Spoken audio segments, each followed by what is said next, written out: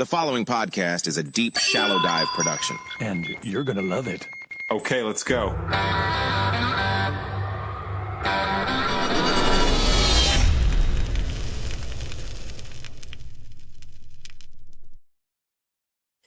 So anyway, I mean, I think right now more than anything, it's guys like you that people need to hear from because, again, we need to understand the humanity of this from all perspectives. So anyway, my friend, all right, listen, everybody, we are in for a treat today. And I wanted to, first of all, really give a initial thank you, and I'll thank him at the end as well. But we are blessed today to have Rabbi Moshe Zeldman all the way from Jerusalem on the Deep Shallow Dive podcast. And, you know, I got connected with Rabbi Zeldman through a mutual friend. And, you know, when I reached out to him, honestly, I didn't know what to expect because obviously it's such a tumultuous time right now.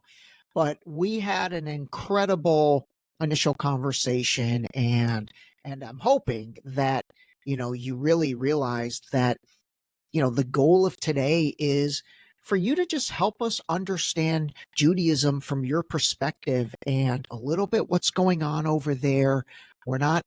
This isn't necessarily about everything in Gaza because you're in the West Bank in Jerusalem. And I think here in the United States, believe it or not, people aren't really even geographically versed on everything that's going on over there. So more than anything, the goal of today is learning, education, and I really appreciate you coming on the podcast. It's my pleasure, Ray. Thank you for having me. I'm really looking forward as well to the conversation. I spend a lot of my time talking in Israel, and my family, I speak to a lot of Jewish audiences. So it's a treat for me also to speak to somebody who's, I think, coming from a very different, I guess, political, cultural background than me, and I'm very open to whatever you want to discuss along the way. Well, I appreciate that. I appreciate that. All right, so let's start with like Rabbi 101. So like, what is a rabbi in the Jewish culture? Yeah, what is a rabbi in Jewish culture? What role do you play? Great question. So I'll tell you, maybe just to give you a little background, I grew up in Toronto from a Jewish but very non-religious family. So I didn't grow up observing any of the laws of Judaism. We didn't keep the Sabbath. We did some minor cultural, we celebrated holidays, but I wasn't in any way identified Jewishly. It's only when I got to university, I was pretty much in those days an atheist. I studied a lot of philosophy and artificial intelligence and sciences. And just that exploration into the bigger world is really what convinced me that believing in God actually did make sense. So it's at the age of, I think, 21, 22 that I decided to really take a deep dive, not a shallow deep dive, but a deep dive into Judaism. I became a very strong, I would say a strong rational believer in God, a deep belief that God actually gave the Torah, the Bible, to the Jewish people at Mount Sinai. And it's after years of practice that I then decided to move to Israel and become a rabbi. So practically speaking, what does it mean to be a rabbi? Rabbis do one of two things. They either function as teachers, or I say three things, sorry. They either function as teachers, or they function as they give legal rulings. People come to them with questions. They're almost like judges, basically. They give legal rulings in Judaism. Or they had congregations. You know, you'd have a head of a church, you can have a head of a synagogue, a head of a temple. So most rabbis that you meet today in the West identify themselves as rabbis because they have congregation that they serve to, that they minister to. I don't have a congregation. You have to be a good politician to have a congregation. I'm not interested in congregational work. So I mainly teach, and my main job is teaching. Got it. Okay, so would it be similar to the role of like a Catholic priest or a pastor, or a little bit potentially combination of both of those things? Probably. I can't tell you what's involved in becoming a priest. I'm actually kind of curious myself what's involved in becoming a priest. But to become a rabbi involved about 4 years of pretty intensive study of Jewish law. So in other words, I'm very well. Okay. If when you start exploring Judaism, a lot of it gets very legalistic when it comes to monetary issues, when it comes to the technicalities of keeping kosher, what foods are kosher and what foods are not kosher, and the laws of the Shabbat. And there's a lot of details. So being a rabbi means I'm qualified, that if somebody comes to me and says, hey, am I allowed to do this? Or I made this mistake, and is this still kosher? Can I eat this? Or am I allowed to say that about somebody? Or is that considered gossip? So there's a lot of laws revolving around all these issues, interpersonal issues, monetary issues, rituals. So it's 4 years of pretty intensive study, very rigorous testing, oral testing, written testing. And I got a certificate at the end. I got a certificate that I am a certified ordained rabbi.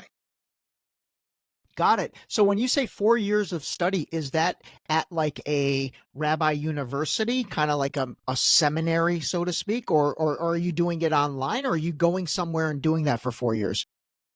So it was 4 years of full-time study in a men's seminary. It's called the yeshiva, but it's essentially a men's seminary. There's women's versions also, but the men's seminary I studied in was in the old city of Jerusalem. And I studied there really for 5 or 6 years altogether, but three and a half, it was specifically focused on the rabbinic ordination. So it's all day. It's there's 9 in the morning till 6 at night, 7 at night. Then about 2 hours at night after that of sort of reviewing the daily study. And it's a very intensive program with just a huge volume of material. Do you live there? So I don't live in the old city. I live about a half-hour walk away from the old city. I live in near downtown Jerusalem, very close to the center of town. Oh, got it. Yeah. No, I meant when you were going to the 3.5-year, 4-year program, were you living on site, or is something you kind of commute? Yeah, I commuted also. Yeah. Okay. Living in the old city is whatever, super expensive. It's a very high cost real estate. So I lived in a few neighborhoods around Jerusalem. I would commute every day in and take the train in. It's a half-hour drive. Got it. Okay. Got it. I can tell you this, living in the old city is interesting because I think living in the old city is interesting. I mean, I was there every day, all day for many, many years. Even after I became a rabbi, I taught in the old city for about 25 years. Wow. So, I would walk every day right through parts of the Muslim quarter, bordering on the Armenian quarter, then going into the Jewish quarter. And so you really get a taste of sort of the political, ethnic, cultural tensions just walking through the old city on a daily basis. That's so interesting. So there is tension, right? So like they're definitely, even in the old city, we have these different segments of town. I mean, it's a little tense, huh? I'm talking before October 7th. Forget post October 7th. I'm sure it's tense. Of course.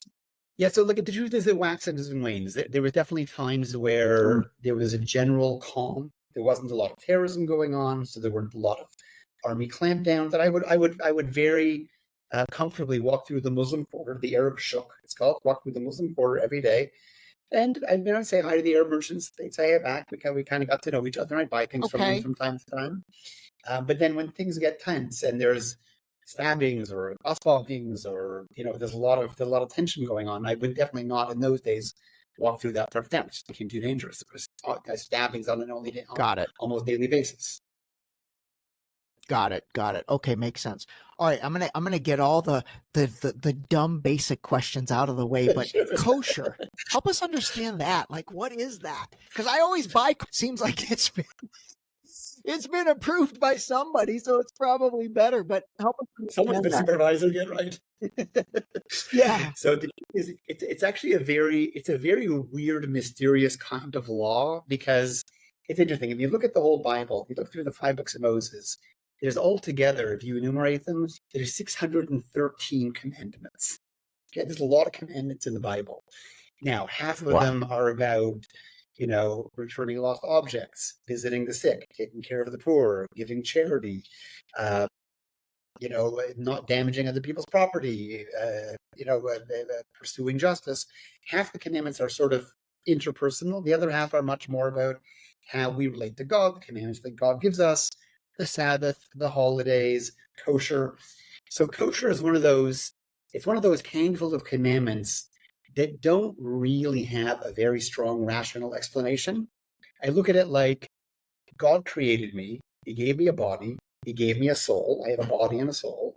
Just like my body has certain things that it's allergic to. My body reacts negatively to poison. I'm not going to eat arsenic. I'm not going to eat something that's poisonous to me. My soul also has certain allergies. So, for example, our souls are in some sense allergic to eating pig, or allergic to eating lobster, or Mhm. allergic to eating blood. So all the commandments about kosher are really about not eating pig, not eating any shellfish, not eating lobster, not eating camel, not eating any of those animals, and also not eating blood, and not eating any meat and milk mixed together. So when I was growing up, not religious, I used to have Big Macs all the time. Once I became observant, once I became Mhm. religious, that's it. No more McDonald's, because you can't have a Big Mac, you can't have a cheeseburger, because you can't have meat and milk mixed together. Why? It's one of these commandments that I can't. God says it's somehow bad for our souls, so we don't eat it. That's it. Oh, that's interesting. So meat and milk mixed together, you can have meat separately, correct? So it's not like you guys are vegetarians. Do you eat cow? Like, do you eat steak? Yeah, meat, fish, chicken, Okay, okay, turkey, all that stuff. Yeah, but there's also an okay, idea that okay. once you eat meat, you have to wait some time before you have milk. So in other words, the tradition is if I have a hamburger, I'm Hmm. going to wait a few hours before I'm able to have a glass of milk or a piece of cheese. You have to have a separation time between eating meat Oh, and that's eating milk. interesting. That's interesting. I The mean, reason I to be think they've honest with you, developed this idea, yeah, go the ahead, go reason I ahead. think this idea developed that people kind of trust food that comes from kosher sources is because we are so careful not to have blood in our food that kosher meat is salted very, very carefully to remove any possible vestiges of blood. Because eating blood is also something that we're supposed to stay away from completely. And also, interestingly, in the Bible, it says that we're also not allowed to eat any kinds of insects. So, for example, if I buy a head of cauliflower, it's going to have bugs in it. Cauliflower, broccoli, this stuff always has bugs. So you put it in salt water, you soak Hmm. it for a while, you check in between the leaves, and you make sure you don't eat any bugs. So kosher food in general is considered to be more healthy, more bug-free, no blood. So I think people in general, if you don't keep kosher, consider it maybe a more hygienic way to eat.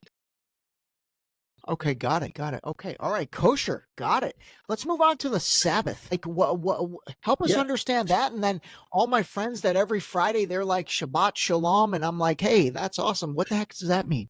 Help us understand that. Great question. So Shabbat's an easy one for me. To me, it's the opposite of kosher. It's so easy to explain. Um, so again, in the Bible, it talks about resting on the Sabbath. From Friday night until Saturday night, 24 hours resting. Now, what does resting really mean?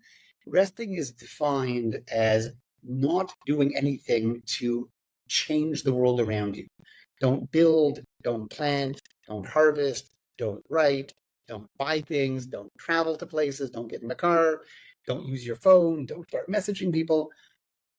Make it a day of being more with yourself and your family. So for the 24 and a half hours of Shabbat, I don't turn off or on or off any lights. I don't touch my phone. All my kids, I got 6 kids, I got 5 Wow, grandchildren. How comes? We don't touch our phones. 24 hours. We are TikTok, wow, email, Instagram free. Yeah, that's a blessing, man. that is a And we don't get blessing. in the car. We don't go shopping. We spend time as a family. We read, take a nap, go for a walk, meet friends, have guests over. We'll have on a Friday night, we'll have a lot of guests over for Shabbat.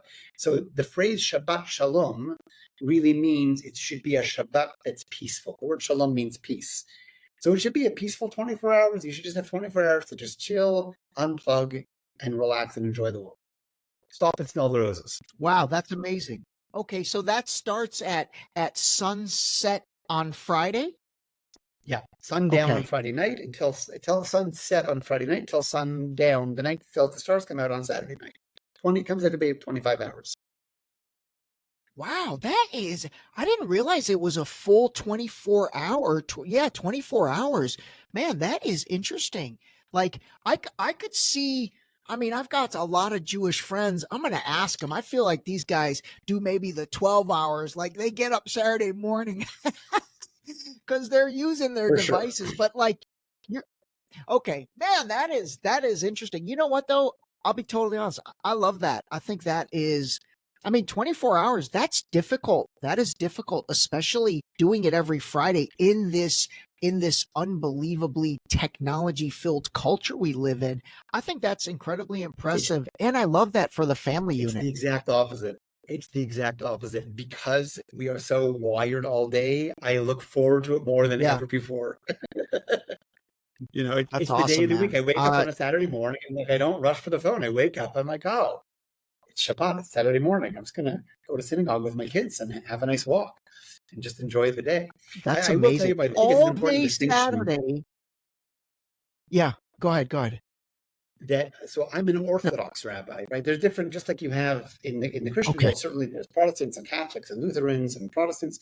In the Jewish world, there are Orthodox, conservative, and Reform Jews. Orthodox are the Jews, myself included, who really follow a pretty strict literal interpretation of the commandments.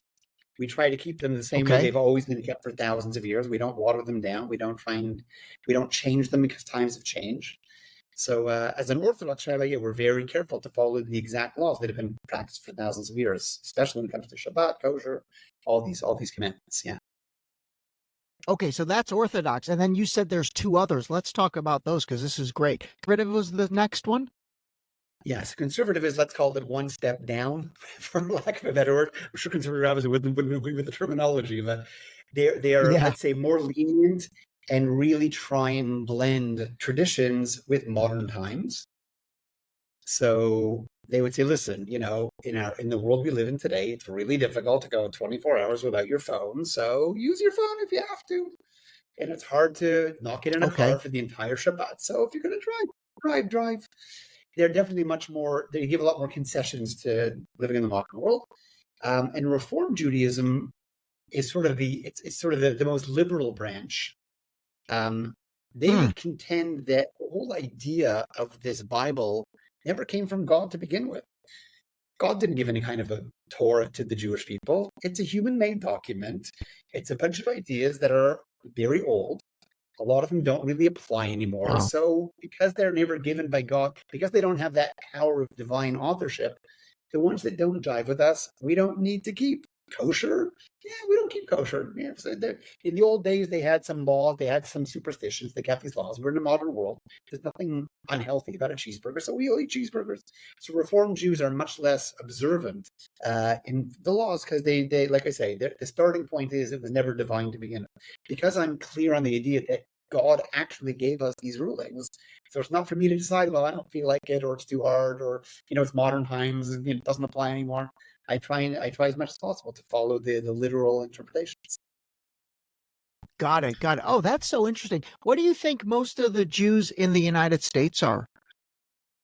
Most are Reform. Most Jews are Reformed. That's Most definitely the are largest group Reformed. of Jews. Okay. Yeah. Okay. And Got it. Got it. what it really And then means is look, yeah. I grew up that way myself as well, but I know I just know from how I grew up that for most Jews, it's not like they ever studied the different branches and went to a Jewish school to understand the backgrounds and make a Right. decision. It's kind of you grew up being raised by your family. You do what your family did. Yeah, you follow the kind of laws your family did. I was a bit of an anomaly because my family raised me in a pretty liberal environment. We didn't really keep very much. We didn't keep kosher at all. We didn't keep the Sabbath at all. But as I got older, as a teenager, I started asking questions and why do we do these things? And if it is true, maybe we should take it more seriously. So I was kind of the odd man in my family for becoming observant. Nobody else in my family was. So, I'm living with my parents. I want to eat kosher food only. My parents don't really keep kosher. I'm trying to keep the Sabbath. They got the TV going on and they're going shopping and I'm not home alone, not going. It was definitely a transition. Okay, you know what? This is awesome, man. This is exactly what I wanted to accomplish today, which is Great. really understanding kind of the overall, but then within that overall, there is a hierarchy. So let me recap this and tell me if I did this correctly. So really in Judaism, Orthodox Jews, and by the way, when I see in various social media clips, the ones that wear the hats and maybe have like the dreadlock hair and Right, the right. bigger beards, are those considered Orthodox Jews? So those are the ones that you would probably call ultra-Orthodox. I was saying the ones that have the hats and like maybe the dreadlock hair and the bigger beards, are those part of the Orthodox Jews? Because I also see them called like Torah Jews, Torah. Is that part of the Orthodox faction? All right, let's try it again. the Orthodox Jews, are those the ones that wear the hats and have the beards and the dreadlocks and all that? I don't know if they're dreadlocks, but Right. So they're called side curls, really. But so side those are curls. what we Okay. would call, I guess, you call them there's the one you call the ultra Orthodox Jews. So Okay. All right. Ultra Orthodox. you said, beyond the letter of the law, let's just go to the extreme and be as outwardly Jewish and different and separate as possible. So there's the Okay. tendency. I couldn't give you the numbers, but in Israel for sure there's a huge number of them. In America it's a smaller percentage, but there's Orthodox Jews like me who are, I guess, normal. I don't have the side curls and the black hat and the long beard. I don't wear black and white, etc. But yeah, the ultra Orthodox ones, they want to take it sort of beyond the letter of the law and do extras to sort of enhance their Judaism, I guess. Got it. Okay, so that's ultra Orthodox. Then we've got Orthodox. Then we've got conservative. And then I would say the most lenient would be the Reformed. Yes. Fantastic, man. Okay, fantastic. All right, let's move on to, I want to talk about God. So and you've referenced God a couple times as the person that gave the 10 Commandments, and we'll talk about that in a second as well. But, help me understand, when you say God, what or who is that to you? Okay. So it's a good question, certainly. That is the starting point of everything. In the beginning, God created. That's where it all comes from. So yeah. I think before, I grew up not really believing in God. I started asking a lot of questions as a teenager. I went to rabbis and said, why do you believe in God? Why should I believe in God? I didn't get any really good answers. I got a lot of people saying, like, you just have to have that leap of faith. You just have to kind of blindly accept it. And I didn't like the answer. I was very uncomfortable with it. When I got to university is when I met really intelligent rabbis who said, believing in God is not supposed to be a leap of faith. It is supposed to be rational. There's enough rational, logical reason to believe in God that you can arrive at it on your own basis, come to your own conclusion, and feel good that you know that it's true. So for me, it took a long time. I was very skeptical. I wasn't looking to become a believer. I was really just inquiring to see if it actually makes sense. If I had to really say it in a short form, I can give hours and hours of classes on it. If I had to put it in very short terms, I would say, when you ask, where did everything in the universe come from? And a scientist says, well, it all started with the Big Bang. It was that one particle that exploded and expanded and all the energy turned into matter and then evolved. I'd say I could believe that, but you're still stuck with the question of where did that first particle come from? Who created the Big Bang? Mm-hmm. So I believe that the only coherent explanation of where the whole finite world came from is to say there must be something not finite, something infinite, something beyond time and space that created time and space. So to me, it's this very interesting idea that I think it's purely logical. I don't think anybody has any other explanation of where everything came from. I've never heard another explanation of everything. I heard scientists say we don't know. I've never heard somebody give an alternative explanation of what created all of the physical reality. So I believe it's a purely logical explanation. At the same time, when I'm saying that there's an infinite thing that created us, I agree that it's impossible to imagine, to picture what this infinite thing is, right? God is not a guy up in the sky with a long beard. God is not sitting on a throne. God is not a he or a she. It's this infinite, unlimited force that has no shape and no size and just created all of finite reality. That's my definition of God. Okay. All right. So then from there, does it all then start with the Old Testament? Where does the Bible come into play? And really, from my initial understanding of the Bible, I know there's an Old Testament and a New Testament. So help us kind of understand your perspective on that, and then where Judaism fits in to that. Sure. So when you read, it's interesting, when you read the Bible itself, its own history, you find that you have Adam and Eve, Cain and Abel, story of Noah and the flood. You have all these beginning stories. Then you got this character named Abraham. Abraham, the way the Bible describes it, Abraham grew up in an in an environment that was an idol-worshipping society. They all believed in all kinds of different gods. Abraham realized all of that was false. He was the first monotheist. He discovered God. God makes a covenant with him, makes a promise to him. He says, your descendants are going to be the chosen people. I'm going to give them this book. They're going to go to Israel. They're going to establish themselves in this country called Israel. And then you have Abraham, the story of Isaac, the story of Jacob, the story of Joseph, the brothers, and then Moses. Moses takes the Jews out of Egypt. They come to Mount Sinai. And the way the Torah describes it, God appears at Mount Sinai in front of 3 million Jews. He offers them the Torah, the Ten Commandments, the Bible. They accept it. And that's sort of the foundational moment of the Jewish people, is God gives us this covenant. He says, I'm going to be with you. You're going to be my people. I'm going to take you to the land of Israel. You're going to be a light unto the nations, etc., etc. All of that happened at that moment. So when I look at that and I say to myself, okay, it sounds like a bit of a crazy story, to be honest, right? God appeared on a mountain and spoke to people, and they all heard God's. But what's interesting is this. When you really think about it in very kind of black and white, critical historical terms, we know the Jewish people bought the story. We know that from that day on, the Jewish people throughout all of our generations have always accepted this as our story. We've always accepted that we came out of Egypt, we went through the Red Sea, there was the 10 plagues, we crossed through the desert, God appeared and gave us this book at Mount Sinai, we made a covenant with him. That's been a story we've been carrying for 3,000 years, 3,300 years.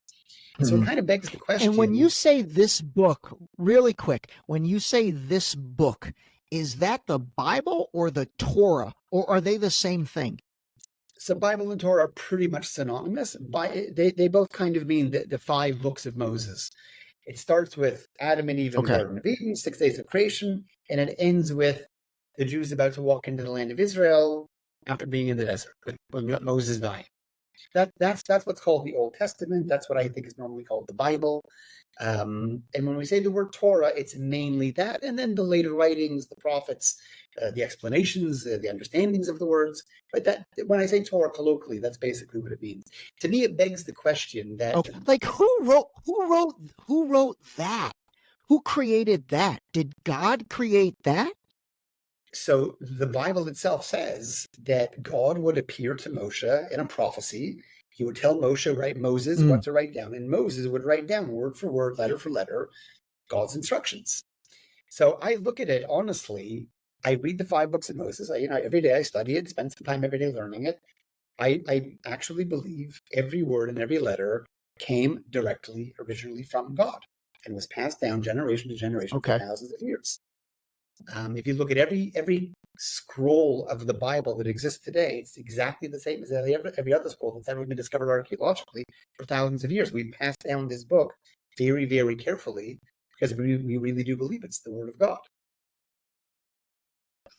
That is interesting, man. That is interesting. Now, again, to call a spade, that's hard for a guy like me that isn't necessarily into an organized religion.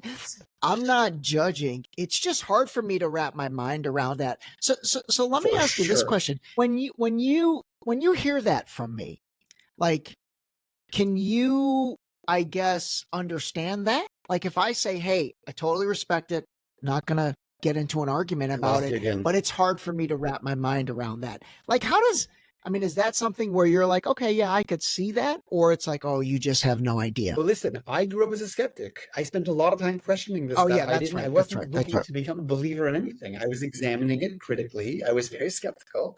I'll tell you, to me, there was key things I think that really made it much more palatable to me. One is this. Here you have a nation, 3 million people at Mount Sinai that, as far as we know, from that day on, have been walking around with this story that, yeah, we heard God talk to us. He gave us these commandments. We made a covenant with him, and we've been keeping it ever since. Every year we celebrate this covenant we made with God. It begs the question, if the event never happened, if God never actually appeared, how do you convince a whole nation of millions of people that they experienced something that they never really experienced? I hear you. Oh, no, So I get that. Let me ask you this. When you say Mount Sinai, let's put that in geographic perspective for the noobs like myself. Where exactly yes, Israel? so it's actually not in Israel. It's in the middle of the Sinai Desert. It's actually in Egypt. It's what today is Okay. Egypt. In those days, it Okay. was land. Today's It's Egypt. on the way. When the Jews left Egypt, they went through the Sinai Desert for 40 years and ended up coming into the land of Israel, called Canaan in those days. But Sinai was a stop along the way. That's when God appeared on the mountain. So to me, there's Okay. two key Okay. things Got it. here. One is this. Again, the critical part of me says, if you can convince a whole nation that they had this crazy experience that they never really had, if that's doable, show me any other example in history of such a thing happening.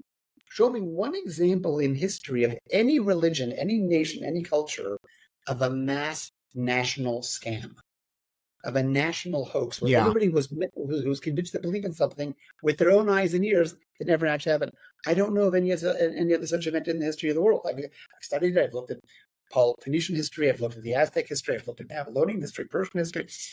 Nobody has claims like this. Nobody talks about national mass events. And the Jews seem to be the only one that have one, which leads me to say it's just not that easy to convince millions of people to believe in something if it never actually happened. Anyway, that was I that hear was you. one No, turning point for me. That's sort of okay. the rational side. The second part of it was this, and this is, I think, also just interesting. The word Torah.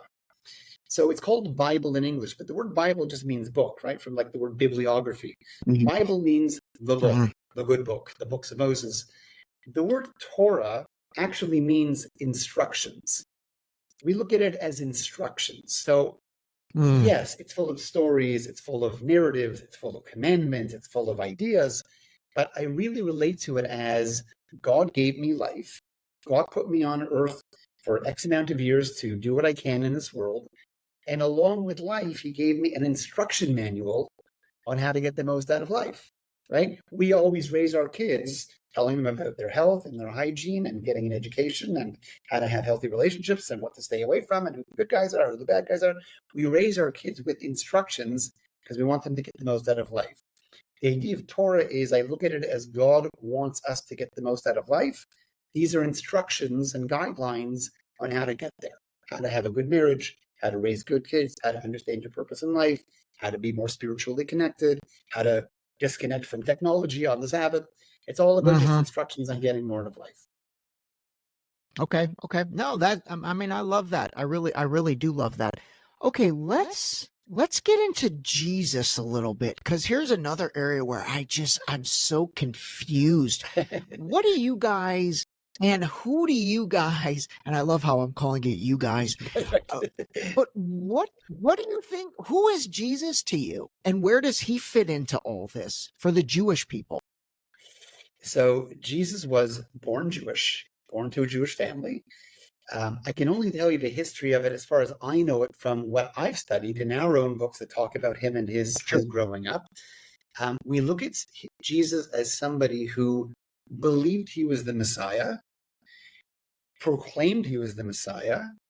But interestingly, historically, I think Christians would acknowledge this, he didn't really gain much of a following among fellow Jews. The apostles were all Jews. He had 12 very close students who were all Jews who were his closest followers.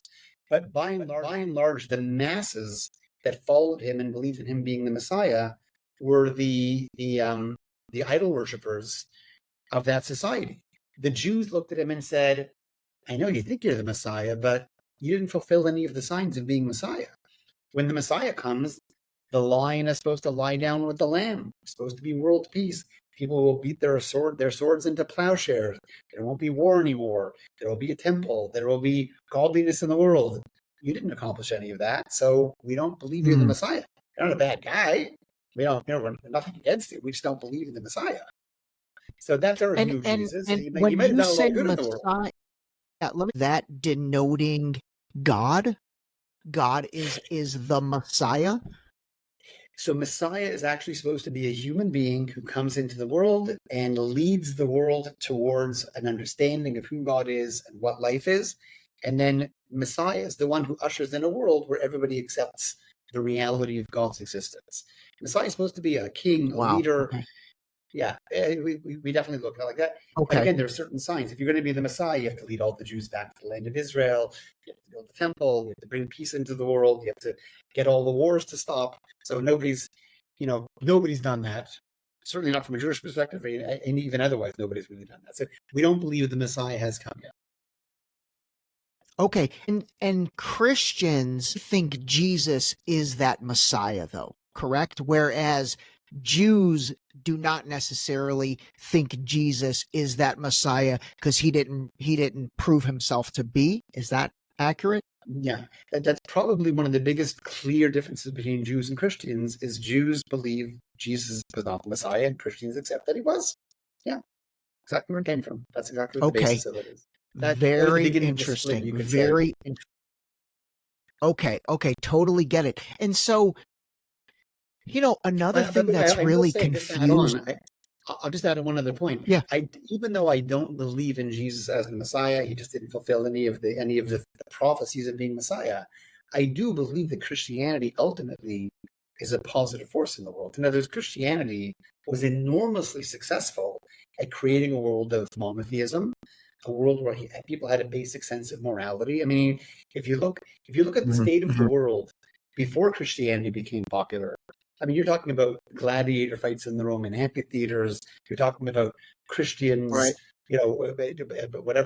sacrificing babies. You're talking about horrible things in a very violent world. Christianity was a very powerful moral civilizing force because once you present to the world the idea that there's one God, there's one truth, there's one set of values that we're all supposed to live by.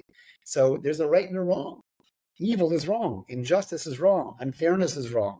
Racism is wrong. There's lots of wrongs. So Christianity was very good, I believe, at creating what I would call an ethical monotheism that most of the civilized world has accepted. Okay. No, totally. That's a great addition. I'm just, part of this series that I'm doing is, I am going to bring experts in Christianity. I'm going to bring experts in the Islam and the Muslim religion. I do want to ask you about that in a second. Sure. But I'm really just trying to understand the interconnections compared to what to me seems like some, I don't want to say conflict because that's such a negative word, but maybe inconsistencies. And so, for example, right now, it seems to me the devout Christians, and I guess sometimes they're maybe lumped into evangelical Christians, they have a unbelievable, unequivocal support for Israel. And I've always tried to understand that because in essence, they believe Jesus is the Messiah, whereas Judaism does not necessarily give him that label. So it always has been, I don't want to say confusing, but it's always been interesting to me that even though Judaism doesn't accept the same, I guess, definition or perspective of Jesus, these Christians are still full on supportive of everything when it comes to Israel. And maybe it's because they believe he needs to come back to that geographical region. Did I interpret that correctly? Yeah, that's actually very well said. You're right. You're quite on point. What you hear from a lot of evangelical Christians is that the ultimate second coming of Jesus has to involve all the Jews recognizing their error in rejecting him and embracing him. So the idea of, wow, right, the Jews for 2,000 years were in the dustbins of history. We were in exile, we were downtrodden, we had no political power, we didn't have a country of our own. And all of a sudden, 1948, the Jews are back in Israel. 1967, the Jews are back in Jerusalem. They have the Temple Mount and the Tomb of the Patriarchs, and the Jews are coming back to world history. So evangelicals are excited about it from their perspective as this is all part of the prophecy. The Jews are going to come back to Israel.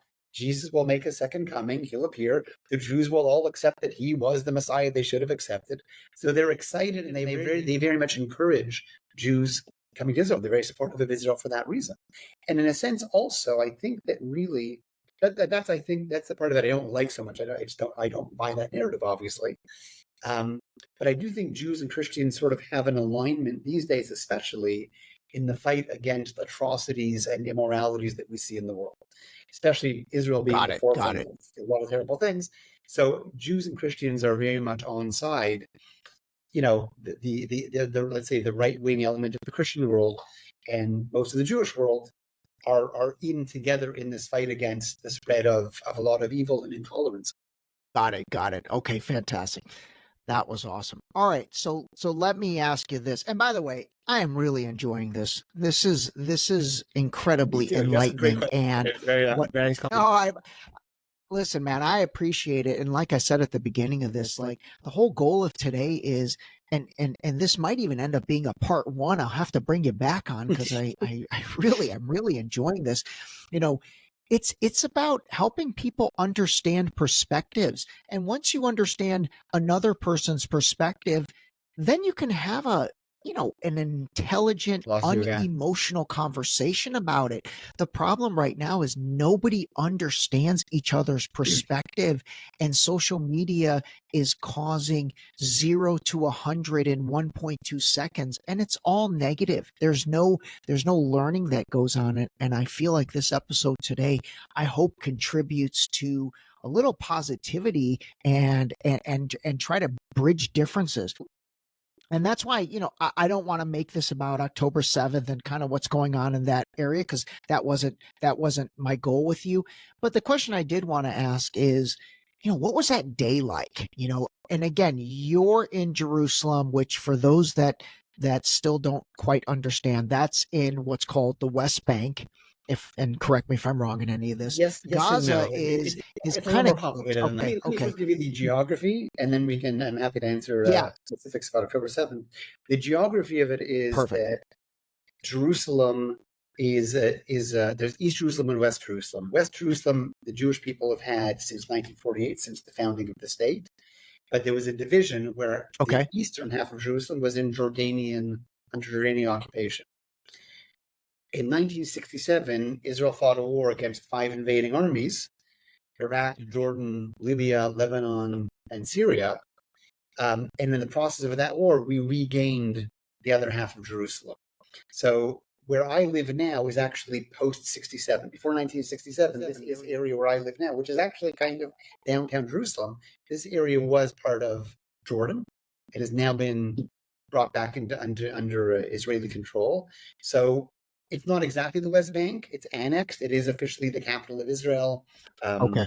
The American embassy moved here. Other embassies are moving here. So it's not recognized as part of what people call the occupied territories.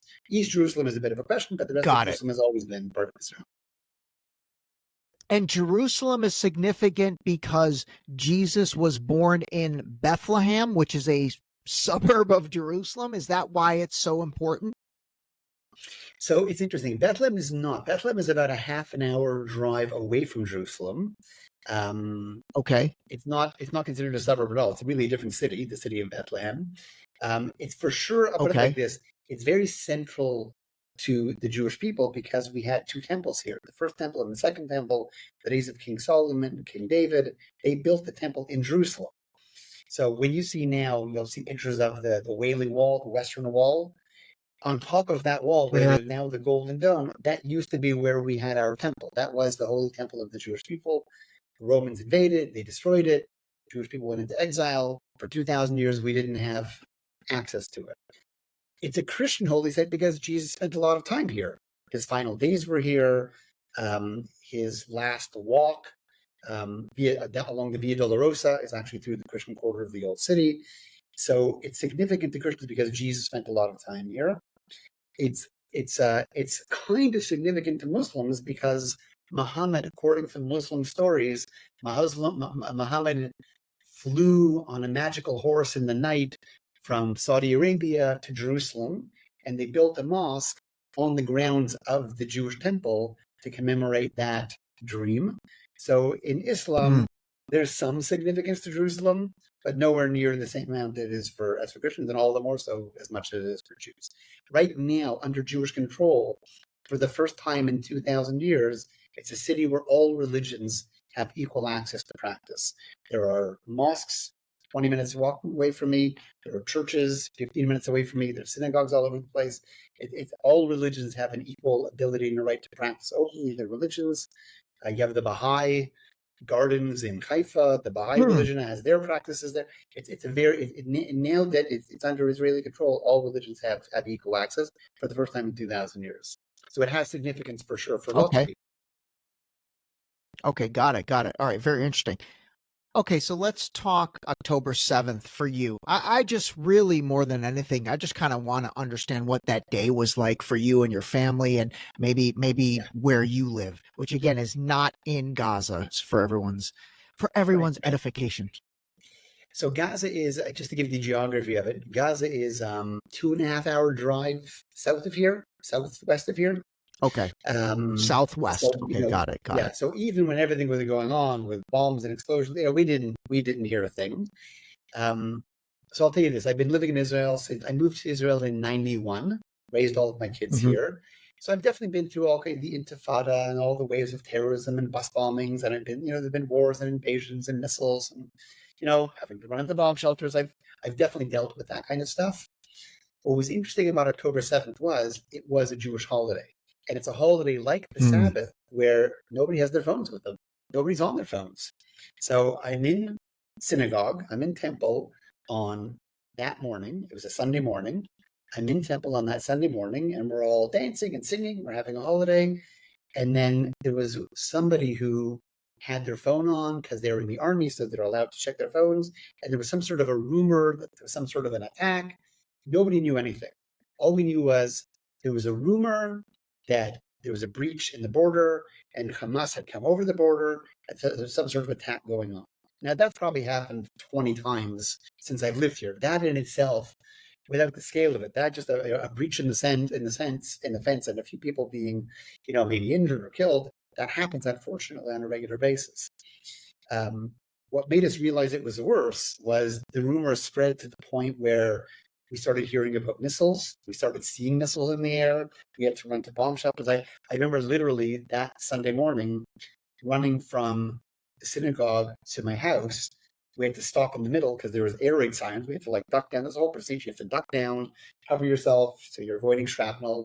We saw the Iron Dome intercept a missile that was heading towards Jerusalem. We saw it literally get intercepted in the air. We ran home and took cover. Now, the whole rest of that afternoon, it's the Sabbath, essentially. So there's no TV, there's no radio. We don't really know what's going on. And it's only when Sunday night came and we finished the holiday and turned on the news, the whole country was all of a sudden in shock. We were hearing for the first time, possibility of thousands of people being killed, the idea of hundreds of possible hostages. It was clearly in that moment, this is on a scale far worse than anything I've ever experienced, and far worse than anything Israel's ever experienced. We have not had a massacre on that scale since the Holocaust. That many people died in one day, killed in one day. We were all, I'm not just in shock that day. I think we were in shock for weeks and weeks. I think a lot of people are still in shock. There are people still in the southern border and the northern border that are still facing missiles to this day. Yeah. So you guys, that Saturday, you didn't break Sabbath, even though you knew something was happening. I guess you really didn't know the extent of it. So why would you break Sabbath, right? I said, so that day you guys, even though you knew something was happening, you didn't break Sabbath. That's impressive. But obviously you didn't know the extent of it. So I guess why would you break Sabbath? To try to figure out what's going on. Yeah, and the truth is, to break the Sabbath just to hear news, I'd like to know if I'm in danger. I don't know if I should be spending my time in a bomb shelter. Every Israeli apartment built in the last 20 years has one room that's called, I forget the word, it's called a sealed room in English, I guess. It's a room that's basically bomb-proof. The windows have metal shutters. The door has a lock to prevent anybody breaking in. It's gas-proof. Wow. So you either have one in your house or you have one in the building that everybody goes to together. So we're always all prepared. Going back to the Gulf War in '91, there was Iraq was threatening to launch gas attacks in Israel, biological warfare in Israel. So we all had gas masks. We all had these sealed rooms. So we're kind of used to the idea of going to bomb shelters. We didn't that day because we didn't. I mean, the truth is, Jerusalem wasn't in danger other than a couple of missiles. We weren't really that much in danger, so we didn't really take any action. Got it. Got it. Okay. Okay. All right. I'm going to ask you one more, and then I want to talk about your program, Meet the Israelis, because I think it's really cool. By the way, I have like 50 more questions, but you know what? We're going to do it. We're going to do a part 2 to this because honestly, I want people to digest this. I really do. You know, even people are like, why don't you do 3-hour interviews? I'm like, dude, I'm not Joe Rogan yet. People don't want to sit and listen to me for 3 hours, although they probably would want to listen to you for 3 hours. But we'll definitely do a part 2 because, like I said, I have a bunch more questions. But help us understand, you know, the term Zionism has emerged into something that you're just hearing more and more and more. I would love your perspective on Judaism versus Zionism. Great question. So I'll say, I think it's important to just come up with very clear definitions of the words before starting to argue the politics and the feelings around them. I believe the simple definition of Zionism that is unarguable is Zionism is that the Jewish people have a right to a homeland. Like other peoples has a right to a homeland. French have the right to live in France, and Belgians have the right to live in Belgium. Jews have a right to settle in their ancient homeland. It's a homeland that we had thousands of years ago. We built 2 temples here. We had a commonwealth over many hundreds of years. We were exiled for 2,000 years. The UN, the League of Nations, voted that we have the right to come back to our historical homeland. So we're back. So Zionism is not about occupation or genocide or what we think about Palestinians or one-state solution, 2-state solution, 3-state solution. Zionism is simply the Jewish people have a right to a homeland. I think it would be hard for anybody to argue against it in the light of a Holocaust. When you have a Holocaust going on, you realize there is nowhere where Jews can say that I'm guaranteed to be safe here. Because every country Jews have lived in historically, at some point or another, has turned ugly, has turned towards anti-Semitism. It's happening right now in America. So the only place where Jews have an ability to control their own destiny and ensure their own safety is by having their own country, having their own army, having their own sovereignty. And where are we doing it? In the country that we lived in for many, many, many hundreds of years until we were kicked out by the Romans. That's what Zionism is. Got it. Okay. All right. Fantastic. I appreciate your definition on that. All right. We're going to end on a good note. Tell us about your program, Meet the Israelis, because I think it's very cool. Sure. So, like I see from what you're trying to do with your podcast, that you really believe in the idea of people breaking through stereotypes and people challenging their perspectives on things. So one of the things that's always bothered me living in Israel is you really have people living in very small bubbles. You have Arabs living in Arab neighborhoods. You have Orthodox Jews living in Orthodox Jewish neighborhoods. You've got secular Jews in Tel Aviv partying, living the secular life of Israelis in Tel Aviv. You've got Ethiopians living in Ethiopian communities, all kinds of people living in all kinds of ways, settlers living in settlements. So I really believe that one way to resolve the tension is to create dialogues where you really get to expose yourself to people that are living on the other side of the fence, so to speak, people that think differently than you. So I created a program 5 years ago called Meet the Israelis. It's mainly oriented towards tour groups that come to Israel, where it gives them a chance to sit. It's almost like a speed dating kind of setup where you break up into small circles and you guys will spend 15 minutes talking to this right-wing religious Israeli settler. You guys spend 15 minutes talking to this left-wing Israeli, secular Israeli who believes that Jews shouldn't have a state. You guys will talk to a Palestinian. You guys are going to talk to somebody in the army. You'll talk to an Ethiopian or an ultra-Orthodox Jew. And then every 15 minutes, you go to a different circle. You hear a different perspective. You ask questions. It's a very open conversation. It's very eye-opening. I've done hundreds and hundreds of programs. So I've really sat with Palestinians, with the right-wing Israelis, with left-wing Israelis, with secular Israelis, with Orthodox Israelis that are much more Orthodox than I am, much more extreme than I am. And it's given me a chance to really see it. But more than that, what it's really taught me is that you just take two people that have grown up with a media that says, here's how the other side thinks, here's what the other side believes in. Then you sit down with them, you realize, yeah, you know what? They might believe in that, but they're a pretty normal human being. They just think differently than me. They're not evil. They didn't wake up in the morning deciding to be a bad person. We've got different values. Yeah. We've got different perspectives. It is complicated. The problem of Palestinians in Israel is a complicated problem that does not have an easy solution. What to do with the war with Gaza is a complicated problem that does not have an easy solution. The religious secular divide in Israel, there's so many issues here that don't have easy answers. But when you just take a minute to stop demonizing the other side and you sit down and talk to them and realize, they also want to raise their kids in a nice world. They also complain about finding a parking spot in Tel Aviv. They also complain about how high the taxes are. They also like the same kind of music that I like. You begin to realize there's a shared humanity that we all have. Jews, Arabs, Israelis, secular, religious, ultra-Orthodox, ultra-secular. We have a shared humanity. We all want a good future for all of our children. But the only way to get there is to be willing to sit and talk to people who think differently and be willing to really hear them out and hear where they're coming from. You might not end up agreeing with them, but you realize they're not as crazy, they're not as evil as I thought they were. There's something to what they're saying. I have to slow down in my judgments.